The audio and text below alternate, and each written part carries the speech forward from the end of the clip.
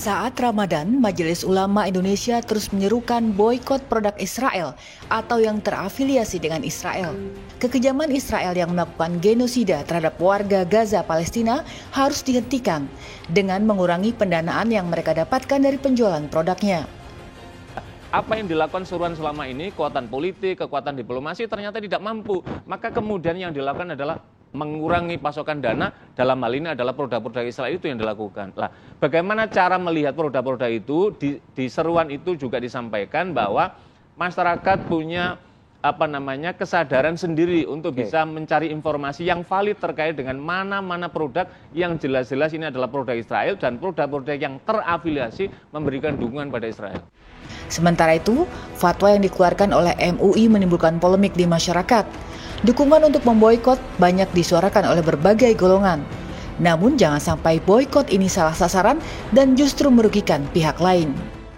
Setuju atau enggak saya belum punya datanya ya. Maksud saya gini, mari kita berpikir agak cerdas gitu ya. Pertama adalah apakah dengan himbauan boikot itu tuh hubungannya sampai akhir ya bisa mendesak Israel dan akhirnya objektif kita untuk menghentikan hal-hal yang melanggar HAM itu sampai semana hubungannya, sampai semana efeknya. Itu yang saya belum tahu datanya gitu ya. Boikot sampai sekarang sih sebenarnya. Kalau aku pribadi sih setuju ya, apalagi gak usah ngomong tentang agama deh, sesama manusia. Kalau lihat tentang genosida yang terjadi, menurut aku kita salah satu cara berkontribusi untuk membantu mereka ya dengan memboikot sih. Yang terjadi di sana kan masih terjadi sampai sekarang ya, belum berhenti. Semoga dengan kita memboikot, dana ke sana semakin berkurang, semoga perangnya juga berhenti ya. Menjelang Ramadan, Majelis Ulama Indonesia secara resmi memberi label haram pada kurma Israel. Mengingat kurma adalah salah satu makanan paling dicari saat puasa. Saat ini, mayoritas kurma Indonesia didatangkan dari Mesir. Lalu sejauh mana dampak boikot produk Israel bagi dunia usaha dan ekonomi RI?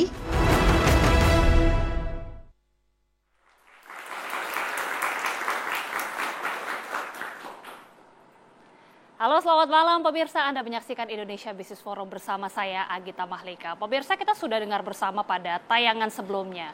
Seruan boikot produk Israel itu terus menggema. Bahkan kita ketahui bersama MUI atau Majelis Ulama Indonesia ini juga terus mengingatkan masyarakat agar tidak menggunakan atau memakai produk Israel maupun yang terafiliasi dengan Israel agar pendanaan mereka ini berkurang. Lantas apakah dampak dari boikot produk Israel ini? Kita akan mendiskusikannya di Indonesia Business Forum pada malam hari ini. Sudah hadir sejumlah narasumber. Saya akan perkenalkan satu persatu. Ketua MUI Bidang Fatwa, Bapak Asrorun Niam Soleh. Selamat malam, Pak Niam. Selamat malam, gimana kabar? Sehat-sehat? Sehat selalu, Bapak. Selanjutnya Wakil Ketua Umum Kadin Indonesia, Bapak Sarman Simanjorang. Bang Sarman, apa kabar? Sehat selalu, selamat malam. Siap. Selanjutnya Direktur Eksekutif KOR Indonesia, Bapak Muhammad Faisal. Pak Faisal, selamat malam. Selamat malam, Assalamualaikum warahmatullahi wabarakatuh. Waalaikumsalam, Pak. Dan juga bergabung secara virtual pemirsa, Dirjen Perdagangan Dalam Negeri, Bapak Is Karim. Pak Karim, selamat malam. Selamat malam, Assalamualaikum warahmatullahi wabarakatuh. Waalaikumsalam, Pak Is. Baik, saya langsung mengawali kepada Pak Niam terlebih dahulu dari MUI. Kita sudah saksikan Pak tayangan bersama tadi seruan boikot produk Israel ini semakin menggema, semakin mengemuka. MUI sendiri kembali menegaskan lagi masyarakat agar tidak menggunakan produk Israel ini. Apa Pak alasan utamanya Pak? Terutama di bulan Ramadan ya Pak ya? Ya, terima kasih. Ini ada dua momentum ya. Momentum yang pertama, serangan Israel kepada Palestina itu masih terus berlanjut, bahkan membabi buta. Korban terus berjatuhan tanpa ada peri kemanusiaan di dalamnya, nyawa-nyawa melayang tak berdosa. Tentu ini harus mendatangkan solidaritas yang lebih di kita dalam ikatan kemanusiaan.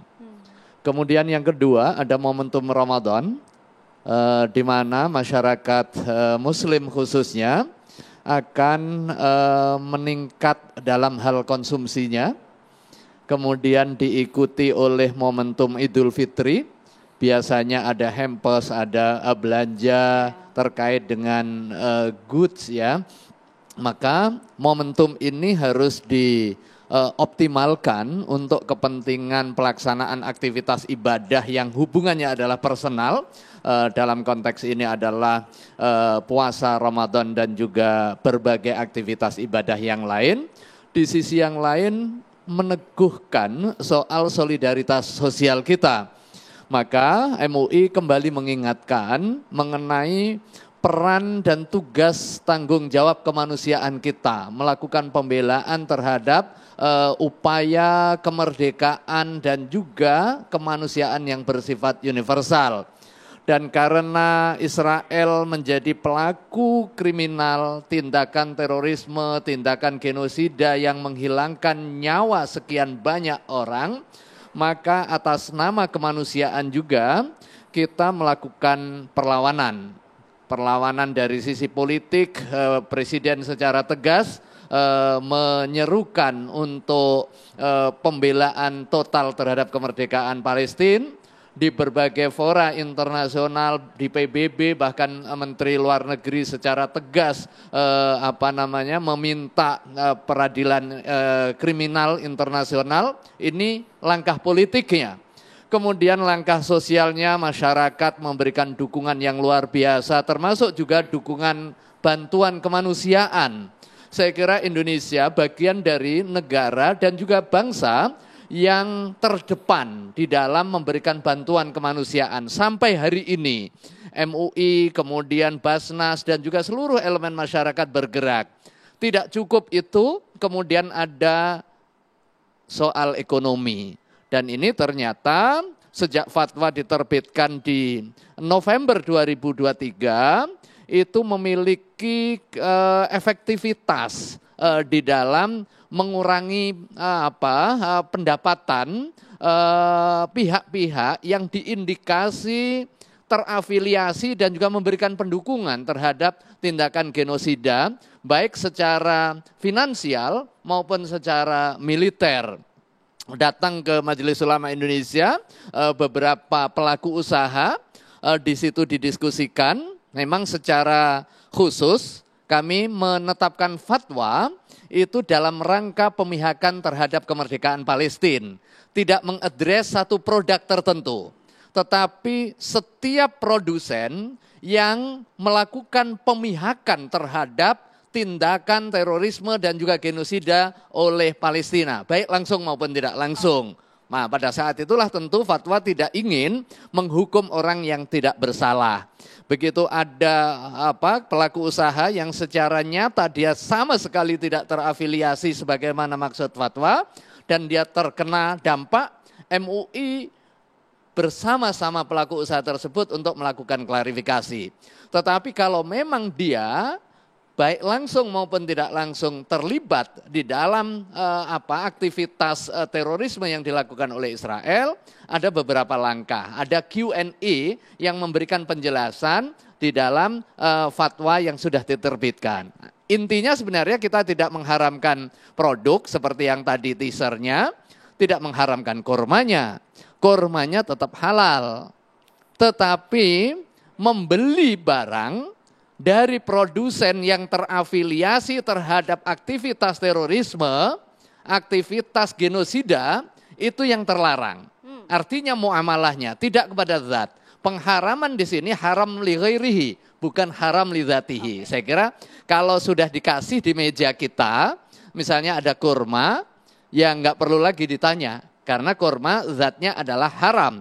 Yang kurma halal. Yang haram itu adalah kita membayar uang, uangnya menghasilkan keuntungan, keuntungannya untuk kepentingan perang, memerangi kemanusiaan. Urutannya begitu. Oke.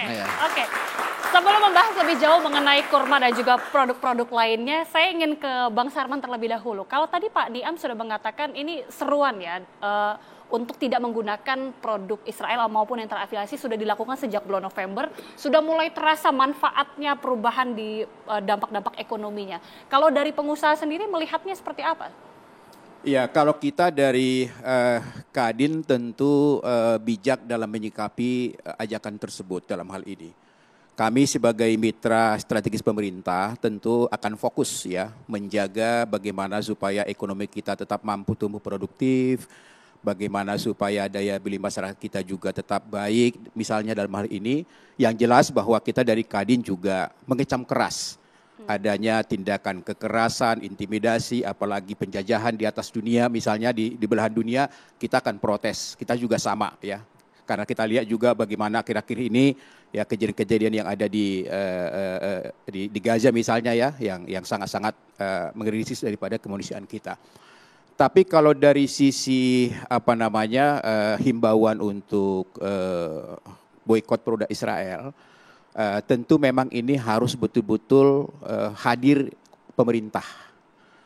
Pemerintah harus hadir untuk memberikan suatu informasi dan komunikasi yang baik kepada masyarakat, supaya apa yang disampaikan MUI itu betul-betul bisa selektif masyarakatnya. Karena kita tidak mau juga dengan ajakan tersebut dimanfaatkan oleh oknum-oknum tertentu yang memiliki produk yang sejenis untuk menjatuhkan dalam hal ini. Karena kita masih ingat ya, tahun yang lalu ketika MUI melontarkan hal tersebut, bahkan ada di medsos dibikin daftar seolah-olah itu dikeluarkan oleh MUI, padahal tidak. Ya kan? Berarti dimanfaatkan oleh produk yang sejenis untuk menjatuhkan produk yang lain. Tapi yang terjadi sampai saat ini di dunia usaha, di dunia bisnis seperti apa, Pak? Nah, kalau kami lihat memang pasti ada semacam kekhawatiran. Karena tahun yang lalu kejadian kan kita lihat bahwa ada salah satu produk minuman yang sampai 40% Pak anjlok penjualannya. Kemudian juga ada makanan siap saji juga drastis turun. Ya. Bahkan ada industri yang paling besar yang sehari-hari bisa sabunnya kita pakai, odolnya kita pakai, anjlok Pak. Padahal di sana ribuan anak bangsa juga mencari nafkah untuk rumah tangganya. Jadi memang ini pemerintah harus hadir. Makanya saya senang sekali Pak Is datang supaya bagaimana pemerintah itu bila perlu ya mereka kan yang memberikan izin import. Ya kan tentu bisa memiliki data. Mana sih sebenarnya perusahaan-perusahaan yang tanda kutip terafiliasi misalnya. Atau produk-produk yang masuk bahwa ini diindikasi berasal dari Israel misalnya. Supaya jangan sampai dengan katakanlah himbauan ini malah kita sendiri yang tanda kutip membuat pertumbuhan ekonomi kita semakin tidak maksimal. Karena kita harus bersyukur bahwa kita ini adalah salah satu negara yang ekonominya paling bagus hari ini. Tidak bisa. Itu fakta. Jepang sudah masuk resesi. Inggris sudah masuk resesi. Kita masih pertumbuhan positif dalam hal ini. Nah, apalagi menjelang Idul Fitri dan bulan Ramadan ini. Kita tahu bahwa Idul Fitri ini adalah merupakan perputaran uang terbesar di Indonesia. Artinya bahwa konsumsi rumah tangga yang terjadi di Idul Fitri ini sangat strategis untuk menyumbang pertumbuhan ekonomi kita di kuartal pertama ini. Ini sangat besar. Ya. Jadi dalam hal ini memang apa yang menjadi himbauan MUI, kita juga menyikapi dengan bijak, akan tetapi harus betul-betul terukur. Harus betul-betul informasi yang katakanlah yang pasti, sehingga masyarakat kita jangan sampai misalnya gara masyarakat kita tidak dapat informasi yang akurat, mereka menyetop untuk membeli. Mereka tidak mau untuk berbelanja. Nah ini juga kan menggeret daripada daya beli masyarakat kita gitu. Harus betul-betul terukur dan seperti dikatakan oleh Bang Sarman tadi, pemerintah ini harus hadir tentunya di tengah dukungan kita, solidaritas kita kepada saudara-saudara kita di Palestina. Nanti saya boleh minta tanggapan langsung dari pemerintah, dari Pak Is, namun usai jeda pemirsa, kami kembali sesaat lagi.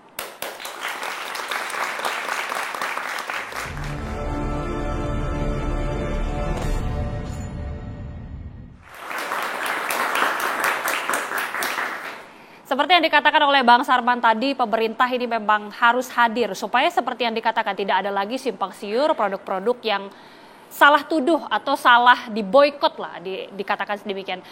Saya langsung tanyakan ke Pak Is. Pak Is, ini bagaimana kemudian dari pemerintah, apakah sebenarnya ada regulasi ataupun panduan lah istilahnya untuk mengatur bagaimana supaya boikot ini benar-benar efektif dan juga tidak salah sasaran tadi, Pak? Ya, makasih Mbak Gita. Dari sisi pemerintah, dalam hal ini Kementerian Perdagangan memang memandang bahwa seruan tersebut sebenarnya merupakan ekspresi dari keberpihakan umat Muslim Indonesia terhadap perjuangan rakyat Palestina. Nah, seruan tersebut kalau dalam pandangan kami masih dalam koridor yang dapat dimengerti, artinya dapat mengerti. Mengingat pilihan pembelian penggunaan produk ini kan diserahkan kepada masyarakat secara individu dan secara pribadi. Nah, kemudian untuk memilih menggunakan produk yang dinilai terafiliasi dengan Israel yang dalam ini selaku pendukung Zionis ini dikembalikan kepada masyarakat selaku konsumen akhir atau end user.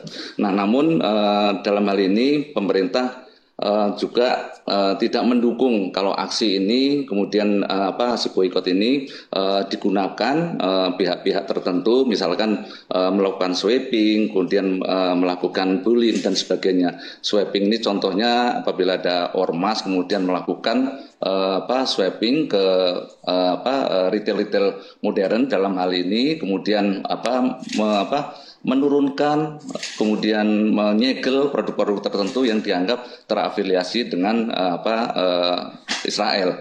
Nah, ini tentu ini pemerintah kan tidak mentolerir hal seperti ini.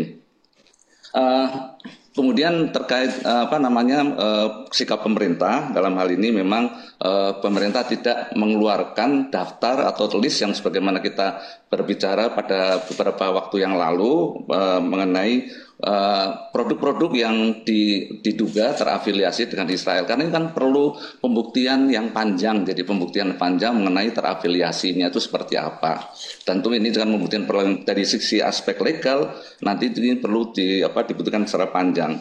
Nah, kemudian yang khawatirkan dari pemerintah ini adalah terkait dengan apabila tadi sampaikan Pak Sarman juga bahwa apabila ini juga digunakan oleh pesaing-pesaing untuk produk yang sama yang nantinya menjadi persaingan tidak sehat, karena dengan satu produk yang sama kemudian ini digunakan menjatuhkan produk yang sama, ini tentu akan menjadi persaingan yang tidak sehat buat yang buat pelaku usaha yang kurang bertanggung jawab.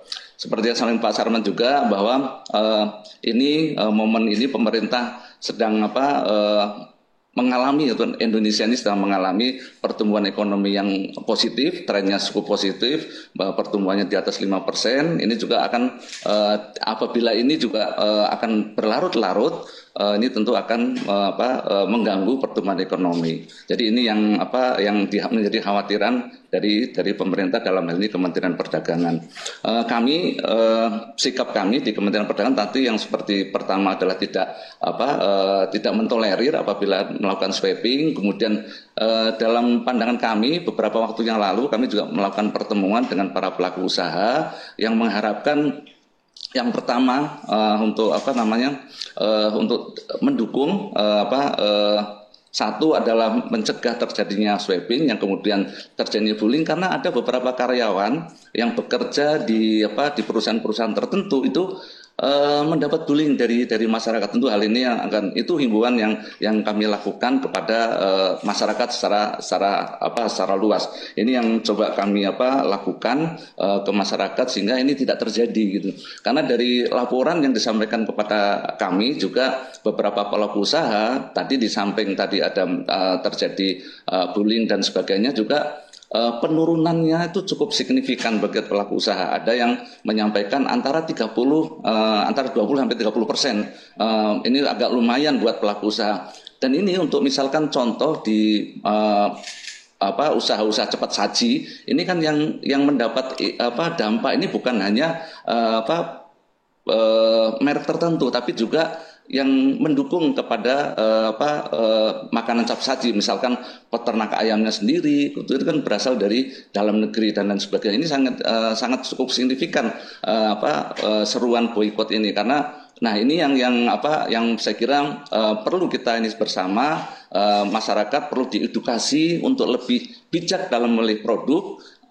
Tadi disampaikan oleh Profesor Niam bahwa ini harus mana yang haram lidhoirihi, mana haram yang lighoirihi. Dan ini yang saya pikir ini kita tentu sebagaimana pertemuan kami dengan MUI juga udah sepakat untuk sama-sama mensosialisasikan kepada masyarakat dan membuat question and answer terkait dengan edukasi kepada masyarakat untuk lebih bijak melakukan dalam melakukan pembelian atau menggunakan produk, karena yang kita lakukan ini adalah mana yang haram karena zatnya, mana yang haram ke ini. Jadi kita serahkan kepada masyarakat, tapi jangan sampai hal ini menjadi persaingan tidak sehat, kemudian menjadi kampanye-kampanye buruk buat pelaku usaha yang harusnya tidak terdampak malah terdampak. Jadi ini yang harus kita cegah secara bersama-sama. Saya kira itu Mbak Gita. Iya. Pak Is sendiri tadi sudah mengatakan bahwa sejauh ini sudah terlihat ya dampaknya para pengusaha ini juga sudah mulai berdarah-darah kalau saya mengartikannya. Bagaimana kemudian dari pemerintah sendiri menyikapi ini, Pak? Ya, Mbak Gita, terus kami sampaikan tadi, jadi pemerintah melakukan himbauan karena ini untuk tadi lebih teliti, lebih bijak memilih produknya. Yang kedua juga mencegah terjadinya tadi ada swapping, sehingga ini kan mengakibatkan satu pihak yang menganggap bahwa ini bisa bisa dibeli, bisa dipakai, kemudian dihalang-halangi pihak tertentu, ini kan saling menghalangi. Kemudian yang ketiga adalah melakukan himbauan tadi.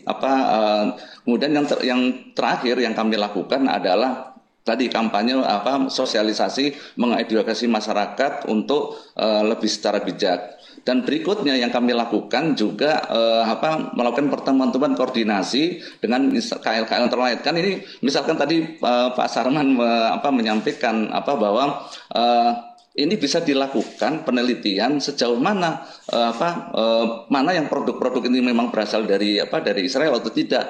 Itu pun melakukan koordinasi dengan KL-KL terkait, karena misalnya dari segi investasi ini tentu menyangkut BKPM gitu. Nah ini kan Kementerian Perdagangan sejauh ini yang berhubung langsung dengan Kementerian Perdagangan adalah terkait ekspor impornya. Nah dalam hal ini pemerintah Indonesia itu kan tidak mempunyai hubungan diplomatik maupun hubungan dagang secara langsung tidak langsung secara langsung dengan Israel. Jadi ini yang menjadi ini bahwa secara langsung pemerintah Indonesia tidak mempunyai hubungan diplomatik maupun hubungan dagang. Kalaupun ada produk-produk yang tadi produk Israel dari Israel ini karena produk yang masuk melalui negara ketiga, dan ini yang perlu masyarakat. Tapi sekali lagi bahwa yang perlu dicegah adalah tadi salah sasaran, sampai disampaikan Pak Sarman juga ini, karena salah sasaran ini jangan sampai harusnya tidak terafiliasi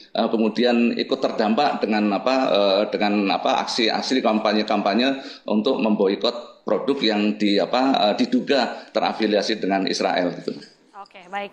Nanti usai jeda saya akan langsung tanyakan juga ke Pak Faisal. Apakah memang upaya yang sudah dilakukan pemerintah berupa himbauan, berupa koordinasi dan juga sosialisasi ini sudah cukup? Apalagi melihat ini sudah mulai berdampak terhadap ekonomi Indonesia. Apalagi yang dikatakan Bang Sarman, memasuki bulan Ramadan ini perputaran uang ini akan sangat-sangat berpengaruh. Bagaimana dampaknya untuk ekonomi RI nanti, Pak? Usai jeda kami kembali saat lagi, pemirsa.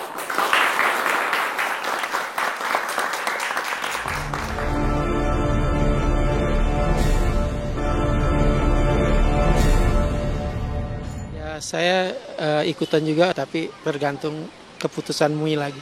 Tidak setuju, karena kenapa kita harus boikot ya? Karena produksi Israel itu kan juga berguna untuk banyak orang di Indonesia. Kalau aku pribadi sih setuju ya, apalagi gak usah ngomong tentang agama deh, sesama manusia. Kalau lihat tentang genosida yang terjadi, menurut aku kita salah satu cara berkontribusi untuk membantu mereka ya dengan memboikot sih. Ya jadi let's say kalau memang itu benar, apa sih mendukung ke arah yang perang tadi atau apa, saya rasa saya tidak akan setuju ya.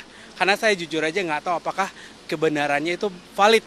Apakah memang brand-brand ini support directly ke arah kekerasan atau konflik ya. Kalau dari aku sih memilih tetap cintai produk-produk Indonesia kali ya. Ya, kita sudah dengarkan bagaimana tanggapan masyarakat pemirsa. Mungkin terbelah ya, ada yang pro dan juga ada yang kontra. Tapi saya mau tanya langsung ke Pak Faisal.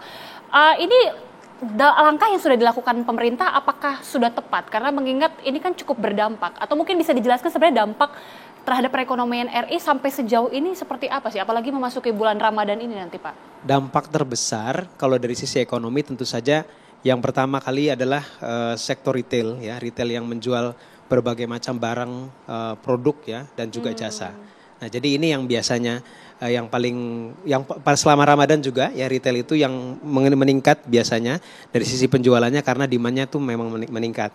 Nah, jadi begitu ada boykot ya terhadap satu produk-produk tertentu, nah apalagi jika produk yang diasosiasikan terafiliasi ini adalah salah satu yang menjadi bagian dari keseharian daripada masyarakat, jadi begitu ada boykot jelas akan terasa ya dampaknya. Nah, oleh karena itu menurut saya tadi disampaikan bahwa di satu sisi pemerintah tentu saja mendukung upaya untuk mengakhiri agresi daripada Israel. Dan kalau kita melihat bagaimana selama ini giatnya dari Kementerian Luar Negeri untuk berdiplomasi ya, untuk mengecam, kencang sekali. Nah, jadi ini dari sisi kebijakan luar negerinya sebetulnya harus sejalan ya dengan kebijakan di kementerian-kementerian yang lain, termasuk dengan perdagangan. Nah, ini Kementerian Luar Negeri dengan Kementerian Perdagangan kan ini sebetulnya erat sekali ya, terutama dalam hal perdagangan luar negeri. Nah, jadi kalau sudah kencang sekali dari sisi diplomasinya, karena ini gerakan moral ya. Nah, dari sisi perdagangan juga itu tadi harus ada yang upaya untuk mendukung itu.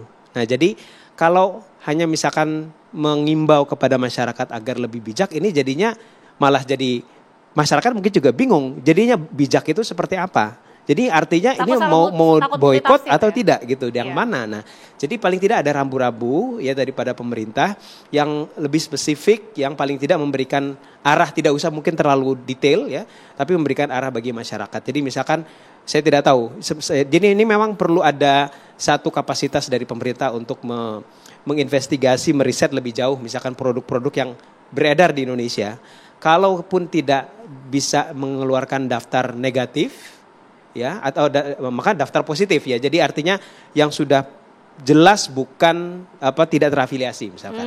Nah, paling tidak seperti itu gitu. Jadi kalau dibiarkan mengambang nanti akan berulang lagi nih ya, tahun-tahun depan juga begitu. Oke.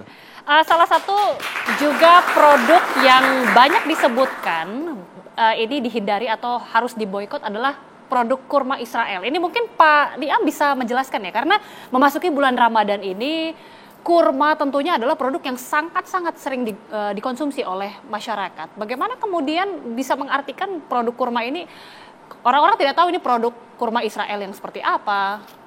Ya, terima kasih ya. Intinya bukan produknya, akan tetapi produk yang digunakan hasilnya untuk kepentingan dukungan terhadap tindakan genosida yang dilakukan oleh Israel. Itu intinya ya. Produk bisa beragam. Seperti yang saya jelaskan tadi, keharaman di sini bukan kepada zat, bukan kepada produknya, tetapi mentransaksikan satu produk yang hasilnya digunakan untuk kepentingan imperialisme, kepentingan genosida, dan kepentingan untuk mendukung pembiayaan terhadap genosida itu, baik langsung maupun tidak langsung. Esensinya di situ. Ketika ada orang puasa kemudian disuguhin kurma, kan nggak perlu tanya kita, kurmanya ini dari mana. Yang penting itu kurma diberikan secara halal, dari sumber yang halal. Ini bukan dari pencuri begitu, bukan hasil pencurian, ya sudah kita makan. Tetapi bagi kita yang akan belanja, kita akan beli, ketika kita tahu bahwa produk itu adalah produk dari produsen yang terafiliasi oleh agresor, maka kita stop bermuamalah, bukan mengharamkan orangnya, tetapi mengharamkan tindakannya, sehingga dengan kita muqoto'ah, dengan kita berhenti bertransaksi, diharapkan akan memberikan efek jera. Nah, ini arahnya sebenarnya ya. Kita tentu juga menyadari, tidak menutup mata atas dampak dari fatwa Majelis Ulama Indonesia.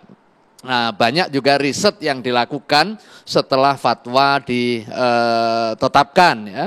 Ada riset dari Pusat Studi Fatwa dan Hukum Islam di Universitas Islam Negeri Syarif Hidayatullah yang menyatakan bahwa lebih dari 95% masyarakat responden ini mentaati fatwa dan kemudian melakukan belanja terhadap produk-produk itu selektif. Saya kira ini kabar baiknya ya.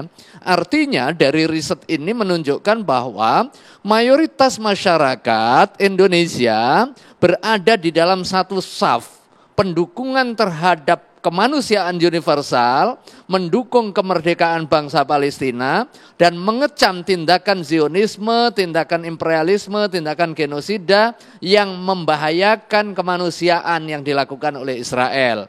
Satu saf juga dengan policy pemerintah, policy presiden, policy menteri luar negeri. Nah, tinggal nanti pelaku usaha juga demikian harusnya. Bukan hanya sekedar mengejar cuan, tetapi menegasikan pertimbangan kemanusiaan itu. Bahwa dua-duanya memiliki keterkaitan. Kadang ada juga yang hanya berpikir soal ekonomi, tetapi tidak berpikir secara utuh dan holistik pada aspek kemanusiaan yang bersifat universal ini. Saya kira hal ini juga harus menjadi pertimbangan dan satu kesatuan di dalam policy-nya. Pak Niam, mungkin masih berbicara soal kurma tadi, supaya ini tidak simpang siur. Apakah memang produk kurma Israel ini sudah ada yang masuk ke Indonesia, Pak? Karena saya bukan pelaku usaha dan juga bukan pengawas di bidang usaha, saya tidak tahu persis.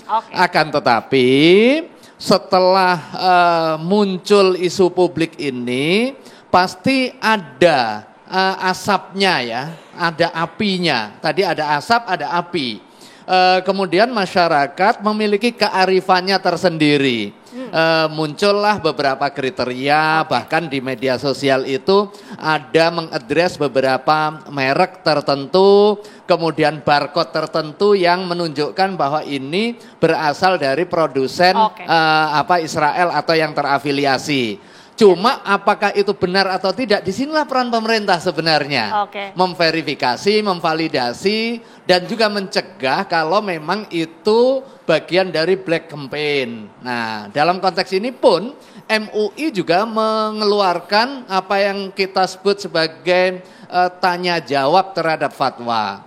Ketika ada pihak-pihak yang menjadi korban ya, salah maksud respon publik terkait dengan implementasi fatwa ini, kita berdiskusi. Kalau memang benar, ayo kita klarifikasi secara bersama-sama. Tapi kalau memang benar, bukan berarti kiamat ini.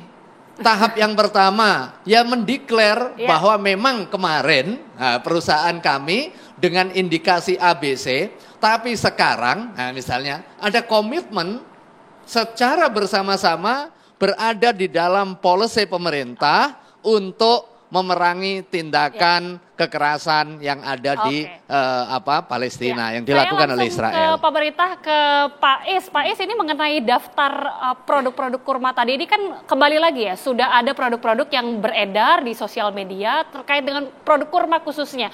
Simpang siur, Pak, dari pemerintah apakah akan menindaklanjuti ini atau memang benar ada kurma Israel ini masuk, Pak? Ya, makasih Mbak Gita. Jadi seperti kami sampaikan tadi, pada prinsipnya kami sih sangat mendukung. Jadi pemerintah dalam hal ini Kementerian Perdagangan mendukung dari aspek perjuangan ini melalui politik, melalui sosial dan melalui ekonomi. Nah, tadi terkait dengan daftar produk, memang kami belum menelusuri untuk daftar produknya. Tapi yang sekali lagi untuk memang jalannya cukup panjang. Jadi memang ini tidak hanya terkait dengan satu Kementerian Perdagangan. Nah, yang saling ini dengan aspek ekonomi, Kementerian Perdagangan juga tetap tidak membuka hubungan dagang dengan pihak Israel. Kalaupun ada produk yang tadi disinyalir berasal dari Israel tentu melalui pihak ketiga, pihak negara ketiga dan sebagainya. Tentu ini perlu perlu penelusuran lebih jauh. Ini memang harus ada penelusuran lebih jauh. Kalau secara umum yang disampaikan laporan kepada kami terkait dengan para pelaku usaha yang paling terdampak justru bukan produk-produk seperti itu, tapi lebih ke satu contohnya tadi makanan siap saji, kemudian produk-produk kebutuhan rumah tangga sehari-hari yang beredar di media sosial ini diduga terafiliasi dengan Israel. Dan itu memang secara ini pada umumnya prinsip hubungan itu kan prinsip hubungan sebagai prinsipal gitu. Jadi prinsipal kepada misalnya contoh makanan siap saji kan hubungannya prinsipal dengan negara-negara tertentu yang diduga saja. Nah ini yang perlu pembuktian secara panjang kalau yang ini gitu. Nah kalau untuk produk-produk yang tadi seperti contoh kurma kita mungkin bisa kita telusuri, tapi yang ada itu adalah pasti bisa dipastikan melalui pihak negara ketiga atau pihak ketiga, karena kita Indonesia ini tidak punya hubungan baik diplomatik maupun perdagangan dengan Israel secara langsung. Mungkin itu Mbak Gita. Baik, saya nanti juga akan minta tanggapan langsung dari pelaku usaha Bang Sarman, namun kami harus jeda dulu pemirsa, kami kembali sesaat lagi.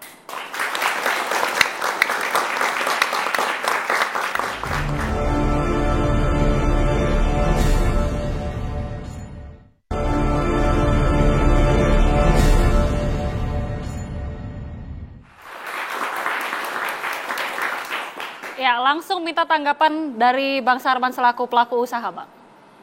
Ya, tadi Pak Is menyampaikan bahwa beberapa pelaku usaha sudah datang ke Kementerian Perdagangan untuk mengadukan nasibnya lah dalam hal ini. Nah tentu harapan kami memang ini harus direspon secara cepat. Jadi kita sih sangat berharap ya misalnya Kementerian Perdagangan ya melakukan koordinasi lah dengan Kemenlu misalnya, dengan BKPM misalnya, untuk bagaimana merumuskan suatu edukasi kepada masyarakat dengan adanya himbauan ini. Agar masyarakat itu bisa selektif. Jangan katakanlah mentah-mentah melihat di medsos misalnya bahwa produk ini terafiliasi langsung misalnya katakanlah khawatir gitu. Karena kita jaga kita ini, jangan sampai dengan isu ini masyarakat kita menahan uangnya. Jangan sampai tidak membelanjakan uangnya. Nah contoh misalnya Pak Prof tadi menyatakan bahwa beberapa negara sebenarnya adalah negara-negara yang paling banyak kirim kurma ke Indonesia kan dari Arab Saudi, dari Tunisia, Yordan misalnya. Jangan sampai masyarakat kita melihat itu juga seolah-olah nanti diisukan produk Israel, jadi tidak laku, ya kan? Nah, jadi artinya ada suatu peran pemerintah yang harus secepat merespon ini dengan baik.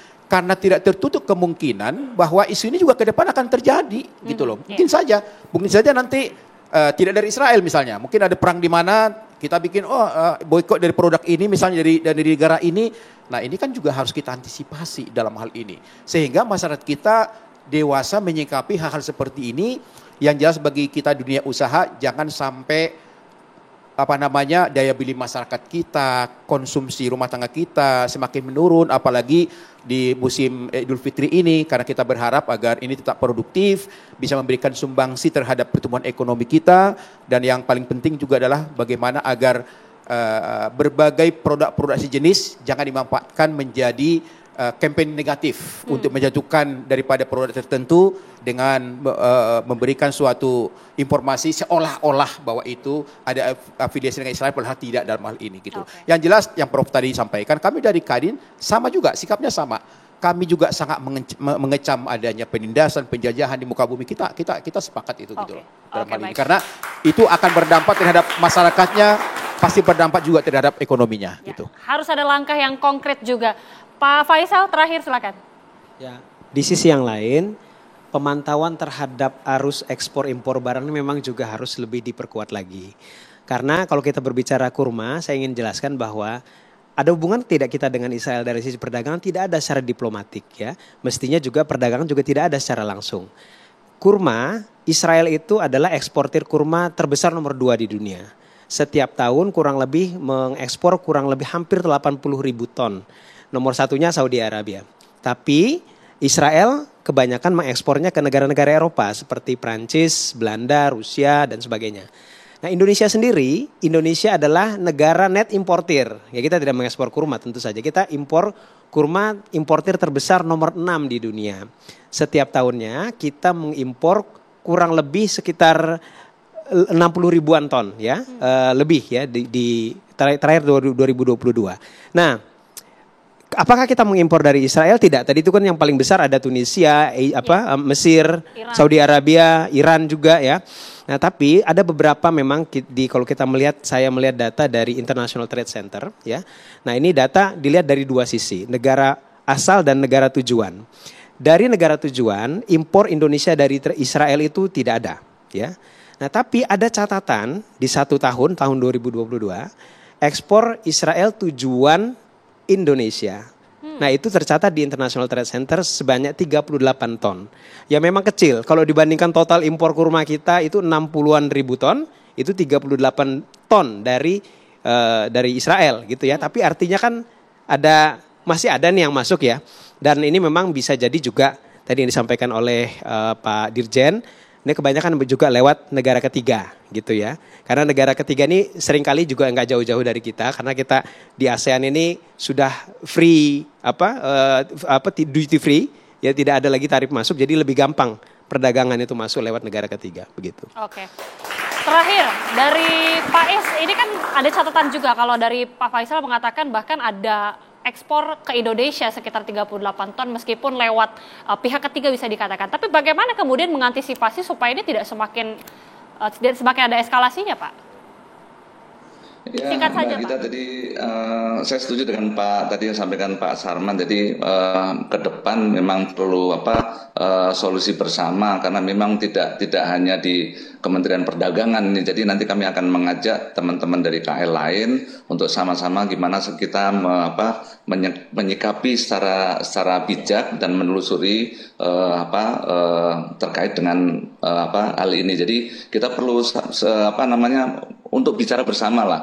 Karena ini kita memang baru terbatas dengan beberapa KL-KL yang memang erat kaitannya dengan kita aja, dengan ekonomi. Jadi memang sudah berbicara, yang belum itu memang dengan BKPM tadi yang sampaikan Pak Sarman, yang perlu kita untuk bicara lebih jauh kalau dengan teman-teman BKPM menelusuri mengenai asal muasal perusahaan itu melakukan investasi dan sebagainya. Saya kira yang terakhir yang ingin kami sampaikan, seperti tadi sampaikan Pak Sarman juga, bahwa masyarakat ya kami harapkan lebih bijak, lebih teliti untuk menerima informasi, tidak menelan secara mentah-mentah informasi yang ada di media sosial, sehingga tidak terjadi salah sasaran tadi yang akhirnya terjadi persaingan usaha yang tidak sehat, karena informasi yang ini bisa saja disampaikan oleh pelaku usaha pesaing yang tidak bertanggung jawab. Saya kira itu yang menjadi paling krusial untuk kita lakukan edukasi dan sosialisasi kepada masyarakat.